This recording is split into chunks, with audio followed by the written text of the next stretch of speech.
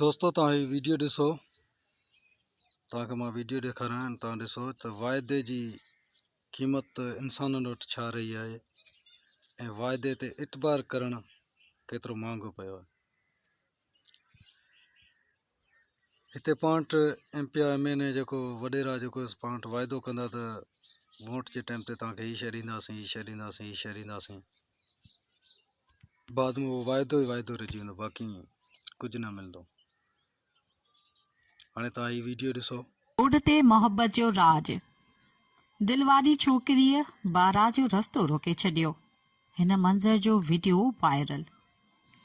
हिकु हैरत अंगेज़ जज़्बाती ऐं फिल्मी मंज़र तॾहिं ॾिसण में आयो जॾहिं शादी जो पूरो जुलूस ओचितो रोड ते ई रुकिजी वियो ऐं उन जो सबबु न ट्रैफिक पुलिस न कंट्रोल रूम पर पाण दिलि ॾाही छोकिरी हुई। रेशमी चोले ऐं ॻाढ़े दुपट्टे में सजियल उहा छोकिरी पंहिंजी मोहब्बत जी बारात जे अॻियां अची बीठी। उहो ई घोटु जेको खेसि वाइदा करे हाणे कंहिं ॿिए सां शादी लाइ वञी रहियो हो।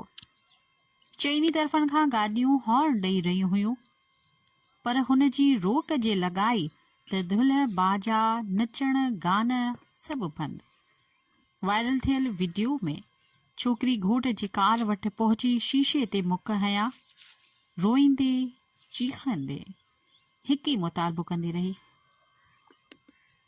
तो मूंसां वाइदो कयो हो, मूंसां शादी करणी हुई, अॼु मां तोखे कंहिं बि हालत में वञण न ॾींदसि। घोट ऐं संदसि घर वारनि जे त रंग ई उॾामी विया। माहौल में हिकु हाणे इहा हालत आहे पंहिंजी सिंध जी। हाणे हिन वीचारी नियाणी हिते ज़िंदगी तबाह थी वई, हिते सरेआम अची विया आहिनि मैदान ते। हुन त पंहिंजे कुझु ॾींहं जा मज़ा माणे बसि ॻाल्हि खे पंहिंजे दिलि मां डिलीट करे छॾियो। खुदारा ई न कयो। कंहिंजी ज़िंदगी बर्बादु करणु सुठी ॻाल्हि न आहे। जे नथा पंहिंजा वाइदा पारे सघो त वाइदा ई न कयो। छो त वाइदे खे एतिरो बदनाम कयो। वाइदो ऐं कोल कसम जे बराबरि हूंदो आहे। तव्हां हिकु मामूली ॻाल्हि कंहिं ज़िंदगी खे हिकु मामूली ॻाल्हि सम्झो वेठा आहियो। खुदारा रब जी ज़ात खां डिॼो। रब जी ज़ात जी वॾी पकड़ आहे। पछताईंदो बाद में। बहितर त पंहिंजो पाण खे कंट्रोल कयो। कुझु मिंट जे मज़े लाइ करे कंहिंजी ज़िंदगी न तबाह कयो। जेकॾहिं अव्हां कंहिं ॿिए जी ज़िंदगी जो सोचींदा त पोइ अलाह ताला तव्हांजे बारे में बि तव्हांजो फ्यूचर सही कंदो। जे ॿिए जूं इहे ज़िंदगियूं कंदा, सुभाणे अव्हां जे नियाणियुनि सां इहा साॻी असर न थिए त हीअ मुंहिंजो वीडियो तव्हां सेव करे रखी छॾिजो। असां तारीख़ में माण्हू ॾिठा आहिनि जंहिं ॿियनि सां ज़ुल्म कया आहिनि, बाद में उन्हनि सां ज़ुल्म थियो आहे।